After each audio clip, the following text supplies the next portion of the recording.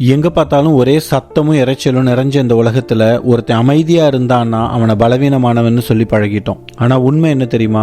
அமைதி தான் நமக்கு தெளிவை கொடுக்குது. அமைதி தான் சக்தியை பெருக்குது. அமைதியா இருக்க இருக்க உங்க உள்மனசோட குரல் உங்களுக்கு கேட்க ஆரம்பிக்குது. அமைதியா இருக்கிறவன் பிரச்சனையை பார்த்து பயப்படுறான்னு யாராவது சொன்னா நம்பாதீங்க. சரியா சொல்லணும்னா அவன் மட்டும்தான் ரொம்ப தைரியமா அதை ஹேண்டில் பண்றான். எல்லாத்துக்கும் சத்தம் போட்டுட்டு கோவப்பட்டுட்டு இருக்கிறவன் கடைசி வரைக்கும் எதையும் சாதிக்க மாட்டான். அவனும் டென்ஷன் ஆகி கூட இருக்கிறவங்களையும் டென்ஷன் ஆக்கி அந்த சிச்சுவேஷனையே காலி பண்ணிடுவான். அதே நேரத்துல அமைதியா நிதானமா யோசிக்கிறவன் தான் முன்னாடி எவ்வளவு பெரிய பிரச்சனை வந்தாலும் கொஞ்சம் கூட டென்ஷன் ஆகாம அதை டீல் பண்ணிட்டு போயிட்டே இருப்பான். அமைதியான மனநிலை உங்களை ஆழமா யோசிக்க வைக்கும், சரியான முடிவுகளை எடுக்க வைக்கும். எல்லாத்துக்கும் மேல எப்பேற்பட்ட மோசமான சூழ்நிலையையும் சரி பண்ற சக்தியை கொடுக்கும். நாள் முழுக்க பேசிட்டே தானே இருக்கோம். ஒரு நாளைக்கு குறைஞ்சபட்சம் ஒரு 20 நிமிஷம் கண்களை மூடி அமைதியா உட்காருங்க.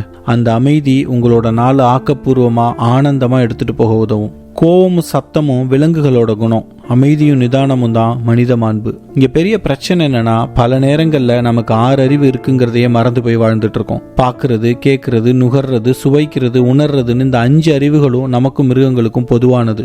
6வதா ஒன்று இருக்கு பாருங்க, பகுத்தறிவு. அதை சரியா பயன்படுத்துறவனுக்கு அமைதியோட முக்கியத்துவம் தெரியும்.